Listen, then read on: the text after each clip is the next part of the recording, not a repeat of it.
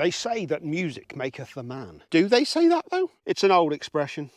I'm not sure that it is. I've heard loads of people saying it, mate, loads. I've heard of manners maketh them. Why have you always got to give me shit? Because you're always talking shit? Fair point.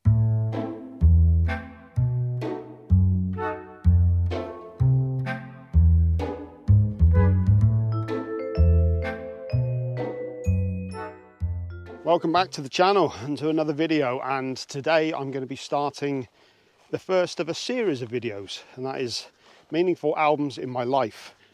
The evolution of a metalhead. Many of you will relate to some of this, I think. Many of you are similar age to me, and the younger ones, say, might turn you on to some new albums that you've not really delved into before. What I've decided to do for this video is to look at all the albums that really made a huge impact on me up to the age of 19. And I'll be doing subsequent videos later on. Things will get progressively heavier, you'll notice that. I just want to say as well that I'm on holiday at the moment. I literally put a bullet list of albums together throughout these years, so there's undoubtedly stuff that I've missed off here, just to point that out right now. But back to the video. A lot of the albums I'll be talking about today are not necessarily albums I listen to a great deal anymore, and many of them aren't necessarily a great representation of the band that I'm talking about, but they are albums that, for whatever reason, had a huge impact on me and led me down the path into metaldom. Anyway, this is going to be a long one, so let's get into it. I was born in 1976, and so I'm going to be looking at all the albums up till 95, when I was 19. And as anyone born in that era, I obviously grew up with a huge amount of 80s pop music, which I still love to this day. So much of it is just genuinely well-written, well-crafted songs, and so much of it is really dark as well. A lot of that stuff from the 80s, even, all the stuff that was in the charts, there's some really genuinely dark, foreboding music. I was belching. Just had a chicken Caesar wrap. Wonder if we'll be seeing much of that throughout the video. So yeah, my first exposure to music in general was, of course, the singles, Top of the Pops, and all the chart music and stuff like that. And yeah, all the really dark synthwave stuff. I always remember listening to like Tubeway Army and Gary Newman and other stuff like Duran Duran and all that sort of stuff. There was a lot of great music. I still love it to this day. Still, holds a place in my heart. But the first band that I ever loved was Queen. Absolutely loved Queen. Around about this time we had I Want to Break Free and Radio Gaga playing on the charts all the time. And I loved those songs. And I talked about them a lot to my parents, how much I loved them. So, Christmas of that year, my parents bought me an album. And it was by Queen. And it was Queen Greatest Hits, which doesn't feature either of those songs. I was annoyed. But they bought me the album on cassette. And I played it. And at first, I didn't know what to make of it. First track was Bohemian Rhapsody. That's quite a song to throw at an 8-year-old, I guess. I kind of got into it, and as the album went on, I started to dig it already. Like Killer Queen and Now I'm Here and Save Me. What a beautiful ballad that is. All of which were pretty good songs, which is quite essential when it comes to a greatest hits album. By the time I got into the end of the album, I pretty much flipped the tape over and listened to it right from the beginning all the way through again. And I grew to absolutely love it. And yeah, Queen are a very, very important band for me in many ways. But I love this band, and they were the first band that I ever really loved, and I wanted to get other albums. They were the first band that I actually went out and we used to have, I don't know if they still do it, I don't know if there's much cause for it anymore with streaming, but you used to be able to go to the local library and pick up albums, and quite often I'd be able to get Queen CDs and take them home and tape them and, build up my collection that way. So yeah, I'm sure a lot of us did that back in the day. There were many other singles and things like that that I enjoyed along the way, but nothing really made a true impact until 1991. And that brings me to the second album, which is Nirvana with Nevermind. And this was my first real experience of poserdom. I remember sitting down watching Top of the Pops, and they played the Teen Spirit video. And I loved it immediately, those opening chords. And just, Dave Grohl slamming on the drums, and then they kick into it. I just loved it immediately. It's like, whoa, what was this? I think all of you have had that experience with heavy music. There's just something about it that's visceral. It just kind of It's almost like you don't have a choice, you just feel it straight away. But I remember saying to my friends how much I loved it, and they kind of both looked at me like, what? It's shit, it's Grebo music. And literally, and I mean literally, within the space of 2 weeks, maybe a month, Nirvana became one of the biggest bands on the planet. And of course, those two friends who dissed it would then be at school saying how much they loved the song right from the very beginning. Yes, my first real experience of posers. Now, I still enjoy Nirvana, but I don't really go out my way to listen to them that much anymore. But there's no denying that this was an incredibly important album for me on my evolution, getting into heavier music. It really piqued my interest. I got the album, managed to get a copy of it, and just loved every single song. The songwriting is still undeniably fantastic, and yeah, they were just the guitar tones, the heaviness of it. It was my first, I suppose that would have been my first really heavy album, really, in retrospect. Although Queen did have a lot of heavy stuff. Speaking of Queen, I think it might have been November 1991 when Freddie Mercury passed away. Bohemian Rhapsody was released into the charts for a second time, went to number 1 again for God knows how many weeks, which was also boosted by its popularity in the Wayne's World movie. A lot of you would probably remember that scene, them headbanging in the car. And even more importantly for me, I believe it was in April 1992, they held the Freddie Mercury tribute concert at Wembley Stadium, and most importantly, they televised it. Now, rather annoyingly, we didn't really do too much as kids in terms of like going out on family trips or anything like that. On this day, we did. We travelled some godforsaken town to go to a garden centre that took up most of the day, and I was furious because I wanted to get back and just watch it, but I was recording it on VHS. So I missed the opening band, who we'll get to in just a moment. But we were playing it on the radio on the way home. I was listening to it. We got home in time for Guns N' Roses, and I was blown away. I couldn't believe it. It was real rock and roll. I loved it. It was so dangerous. Axl Rose just jumping around all over the place and screaming his head off, and Slash, of course, with the incredible solos, and it was just amazing. Turned out a friend of mine, his stepdad, had the Use Your Illusion 2 album, which I borrowed. Of course, you got the opening track, Civil War, Don't Cry, one of the versions, Knocking on Heaven's Door.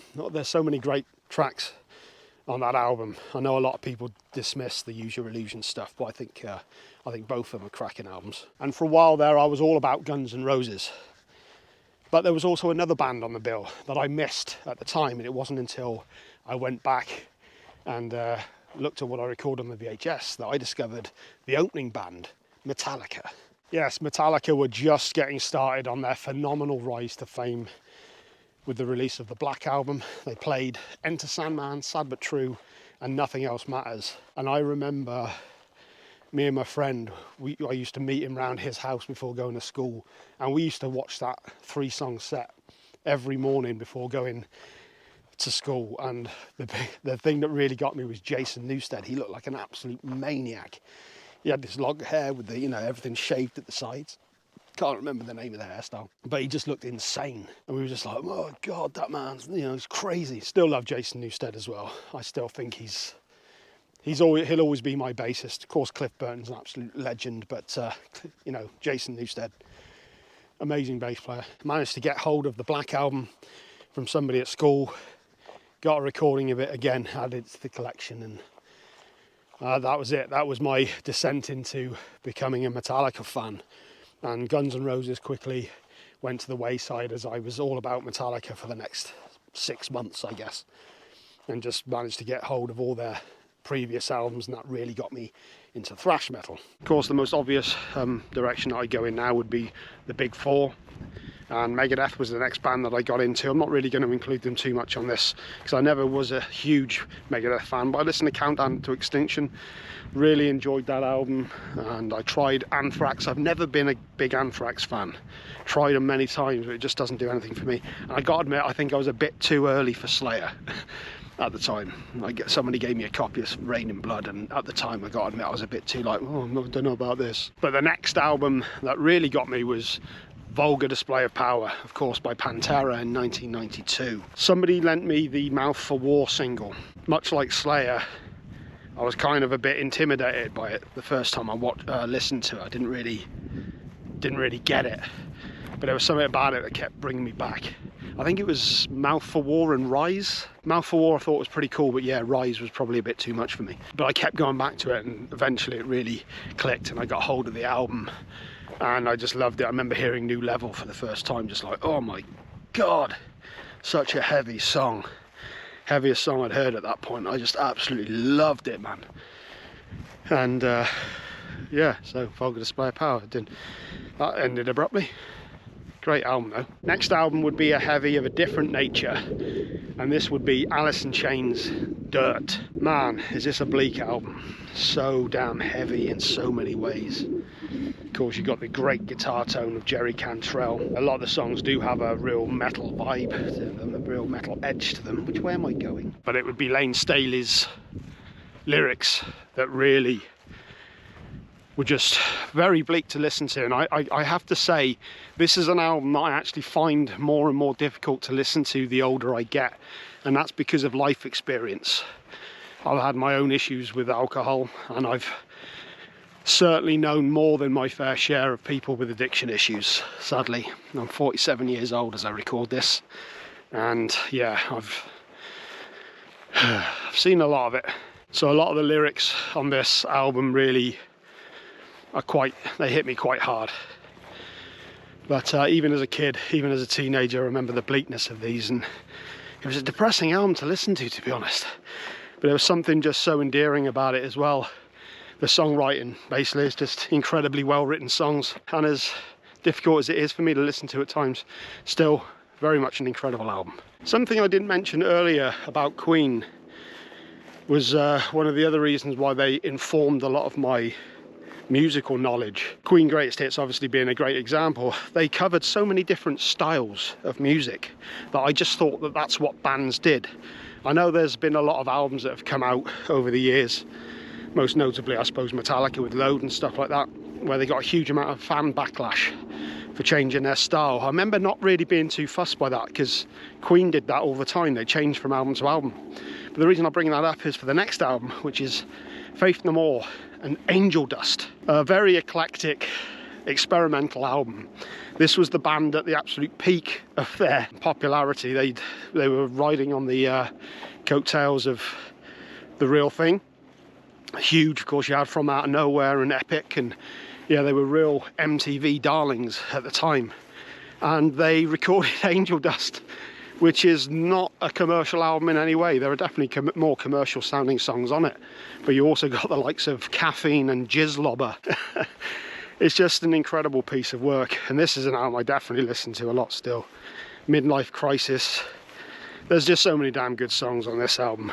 Faith No More are often a band that you hear many bands talking about. I'm just having to sit down. What's wrong with that?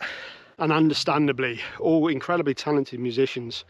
There was a lot of tension in the band, especially between guitarist Jim Martin and keyboardist Roddy Bottom. But it made for incredible music. They've done a lot of good stuff since then, but nothing that's quite been up to par with Angel Dust, in my opinion. Phenomenal album, just amazing. 2 more albums in 1992, and then we'll get on to 1993, obviously. Next one would be White Zombie with La Sexorcisto. This tripped out, psychedelic, funky groove metal album is still one that I literally listened to it a couple of days ago, actually, just all the way through. It's an amazing album. I enjoy this one so much. Rob Zombie's gone very, very generic. Then, I mean, Jay Younger, I think that was his name, the guitar player, he brought a lot to the band. He brought so many great riffs. And at the time, when I was younger, Astro Creep 2000 would have actually probably been the album that I would have chosen, because it was much more metal, much heavier, much more industrial. But going back to the two of them now, La Sexorcisto is the one that stands out, and it's the first album I heard of them. Just so many great songs, so groovy, so funky, so just amazing. Welcome to Planet Motherfucker, that song is great. I remember learning the lyrics to that and singing along to it. I was well proud, because, you know, there's a lot going on in that song. Of course, Thunder 665. Soul Crusher is an amazing song. I Am Legend, always loved that song. The use of samples from old, horror movies. which he continues to do now. Nowhere near to the effect of this, but yeah, White Zombie, Sexorcisto, I adored that album. And my last album for 1992 is Biohazard with Urban Discipline. I don't think I got into this in 92. I think I got into this album closer to the release of State of the World Address, which is an incredible album as well, but Urban Discipline was the album that got me into Biohazard, and I guess really introduced me into to hardcore. I should have mentioned Sex Pistols earlier as well, actually, for punk. Never mind the Bollocks, but yeah, well, I've just mentioned it now. There you go, an incredible punk album. But yeah, my first introduction to hardcore. That's not fair, let's talk about Sex Pistols. Never mind the Bollocks, it seems to be one of those albums that today many people maybe don't talk about as much, or it seems like such an obvious choice, but it is an incredible album. I mean, it's really, looking back, it's a rock and roll album. It's not, you know, it's obviously got that punk edge and certainly got the you know, those barbed lyrics, but it's a great rock and roll album, and that was my first introduction to punk, so there you go, honourable mention there. Never mind the Bollocks by the Sex Pistols. But my introduction to hardcore was Urban Discipline by Biohazard. So many great riffs on this album, black and white and red all over. I always remember that riff just standing out to me straight away. Of course you had Punishment, what else do we have? The title track itself, Urban Discipline, Chamber Spins 3, Shades of Grey, Islam. My god, just so many great tracks. I listen to that album a lot still to this day. Phenomenal album, I absolutely love it. I mentioned earlier not being quite ready for Slayer and only just getting into Pantera. My next real step, I guess, in getting into much heavier music would be Sepultura and Chaos A.D, but more specifically the Territory single. Was it Territory? Biotech is Godzilla, and I think I had Policia. I have this very vivid memory of me being at home when I should have been at school. I think I was listening to Coma by Guns N' Roses at the time, which is a very heavy track in its own way as well. And I had this Sepultura Territory single, which I hadn't checked out yet. I remember picking it up because I heard about it so much in the magazines, but I hadn't checked it out. And I put it on, and you got that opening drum line from Igor. Such a phenomenal drummer, such a powerful drummer, and instantly I was just into it. Unlike you know, some of the other heavier stuff I'd heard at the time where it maybe took me a little while to get into, I was into that straight away. I was like, whoa. And I think Territory was the first single to be released. I think Refuse Resist came out afterwards, so this was before the album was out, so I was patiently waiting for Chaos A.D to get released, and I was not disappointed. That album is just incredible. It's still my favourite album of theirs. I shouldn't have said that really, because I'm sure I'll do a Sepultura ranking at some point, so that's about that. Of course, a lot of this album would have groove elements, and it was much more simplified, but no less heavy. I mean, Propaganda has one of the best breakdown sections, one of the best pit parts ever. So many great stuff. Manifest, that song just makes me want to fucking smash down a wall whenever I hear that. Incredibly heavy album, and one that made me go back and check out all the previous stuff. Arise, of course, is amazing. Beneath the Remains, but I don't need to go on about it, you know, Sepultura. Let's talk about a bit of goth, shall we?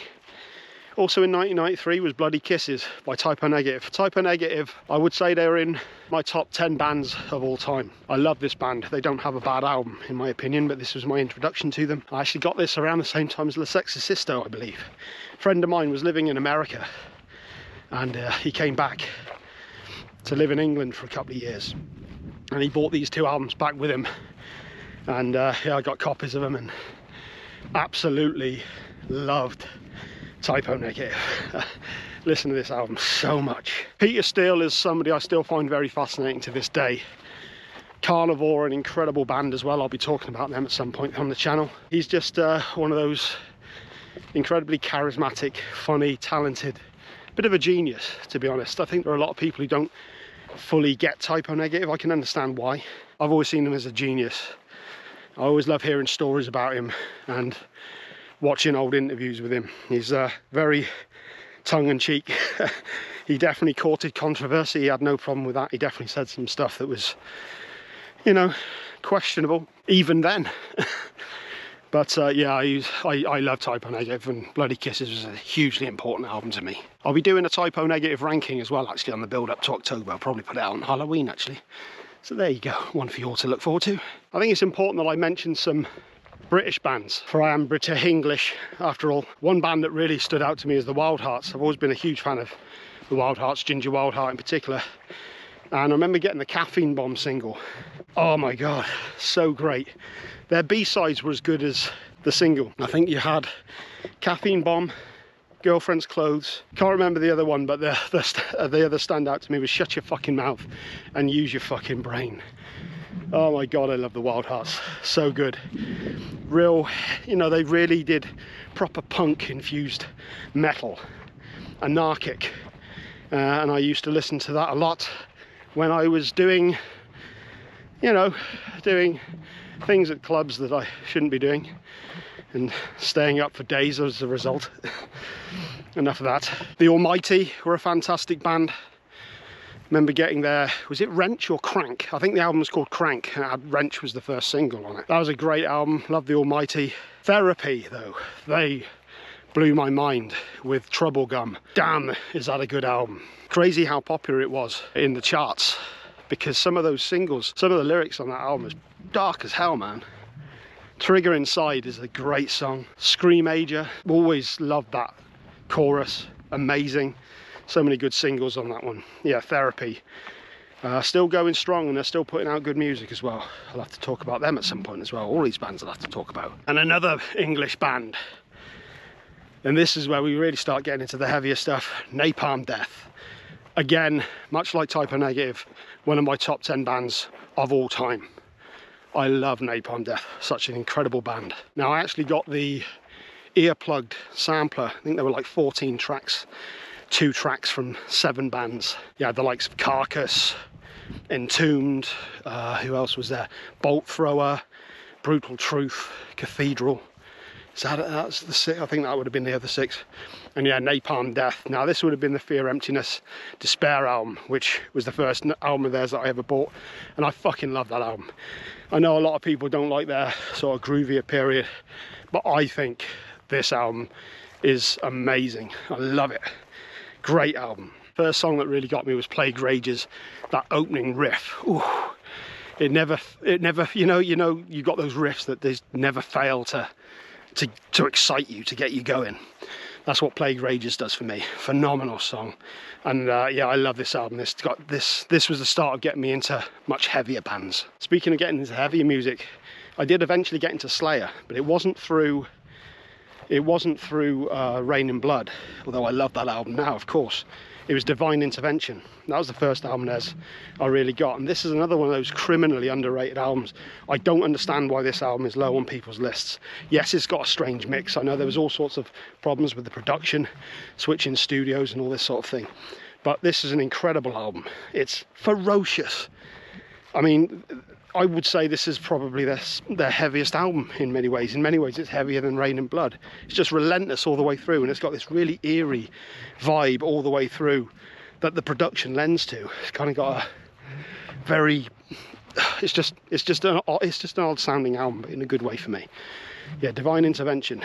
If you haven't checked that album out in a while, go back and listen to it, because it is incredible. It's a fantastic album. Before I go into my next pick, I just wanted to do an honourable mention, I guess, and that would be Henry Rollins. Like many people of my age, I remember seeing the Liar video, which I thought was funny enough, but I didn't really, the song's cool, it was funny enough, but I remember Disconnect, the video for that, the Taxi Driver inspired video for it, and that really got to me. I remember relating to that quite a lot as a kid, which in hindsight I'm not sure that's a good thing. And I remember reading about Black Flag. This was the previous band that he was in, and I went out and looking for a Black Flag album, and I actually found Get in the Van. I didn't bother looking on the back of it. I just saw on the front of it had the outside of a Black Flag concert. So I bought it without looking at it, then got it back and realised it was a spoken word album. At first I was fucking annoyed, but I listened to it and really got into to Henry Rollins at this time. He's been quite an important person in my life, actually, in many ways. I will say the older I get, the less I relate to some of the things that he says, but he played a tremendous part in my life in terms of sobriety and discipline. I guess that's something that I was sorely lacking when I was younger. So yeah, I just wanted to do an honourable mention for that, because definitely an important figure in my life. Okay, we're getting through this. I've gone through a lot of songs, I've gone through a lot of albums. Like I said, this is only part one. So if you've made it this far, nice one, because it's a lot, I know. But next band I wanted to speak about, next album, Sick of It All. Again, another one who are probably in my top 10 bands of all time. I adore this band. They're just phenomenal. Of course, Lou Kohler at the moment has been going through some issues with throat cancer, I believe it is. So hopefully makes it through. I've heard some pretty positive updates. I want another Sick of It All album on a purely selfish level, but I sincerely hope he gets well. But yeah, Scratch the Surface. I actually got the single. The single had Scratch the Surface, a fantastic cover of Borstal Breakout, Consume, which is still my favourite Sick of It All song. That is heavy as hell. If you haven't checked out Sick of It All and you want a good song to listen to, then try Consume. And also had a great, I think it was another cover called Straight Ahead. Phenomenal, and I bought the album, and this was my real introduction into hardcore music. I wouldn't truly get into hardcore music until, I don't know, 5 or 6 years ago, I suppose. Actually, I've always listened to hardcore, but you know, there weren't that many bands that I truly connected with. I do now, but Sick of It All was one of the first, along with Biohazard. Scratch the Surface, phenomenal album. Sick of It All, phenomenal band. Absolutely love them. Can't say enough good things about them. Amazing band. We're getting there, people.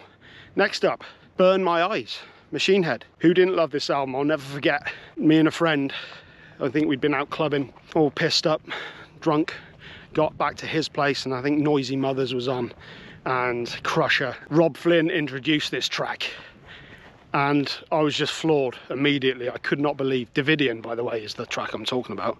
I guess I just assumed that you'd know that. But yeah, straight away you got that drum intro by Chris Kontos, and those heavy guitars. Rob's guitar tone now, obviously Machine Head have gone through a lot of changes over the years, some good, some bad.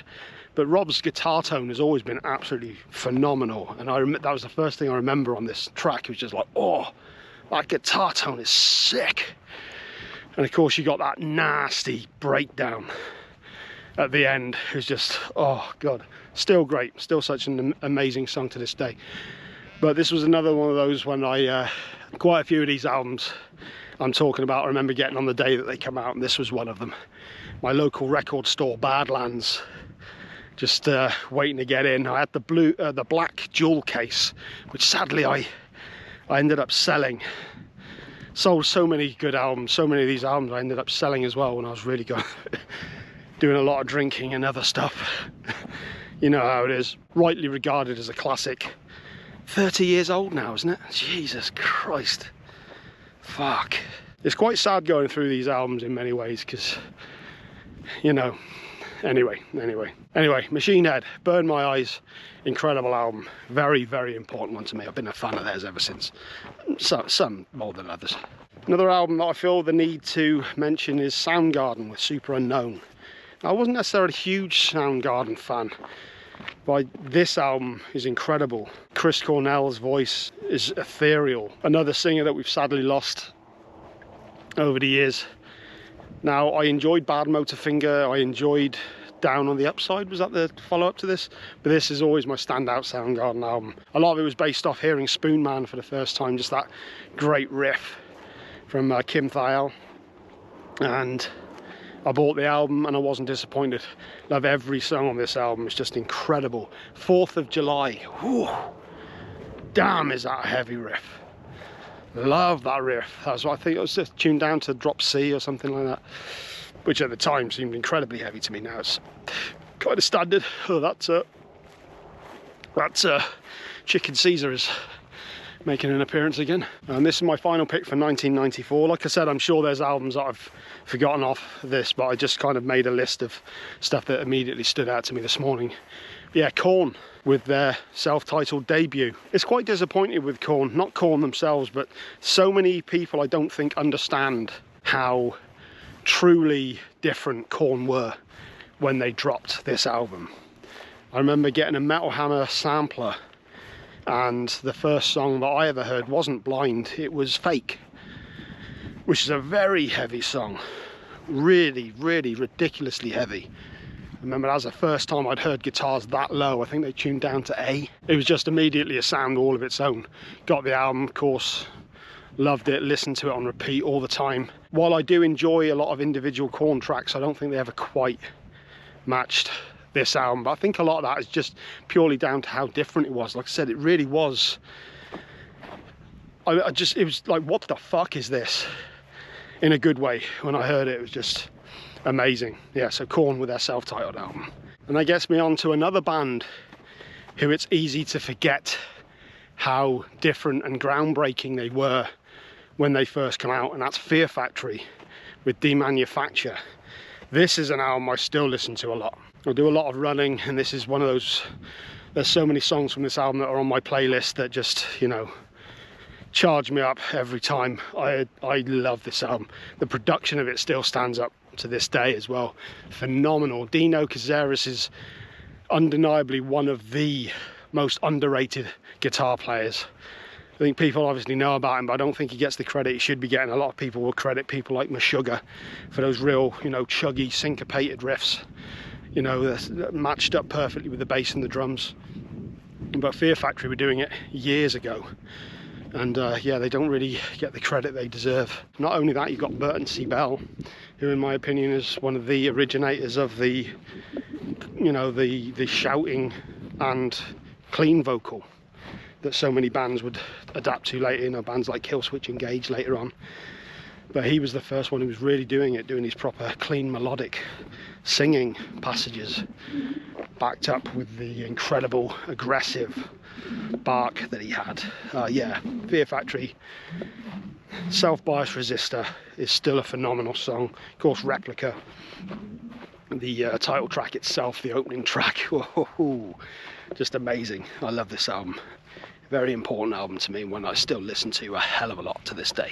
And the last album that I'm talking about in this video is Down with NOLA. Of course, this was Phil Anselmo's side project outside of Pantera, and I didn't know what to expect from it. And again, Noisy Mothers played Stone the Crow, and I just loved the track straight away.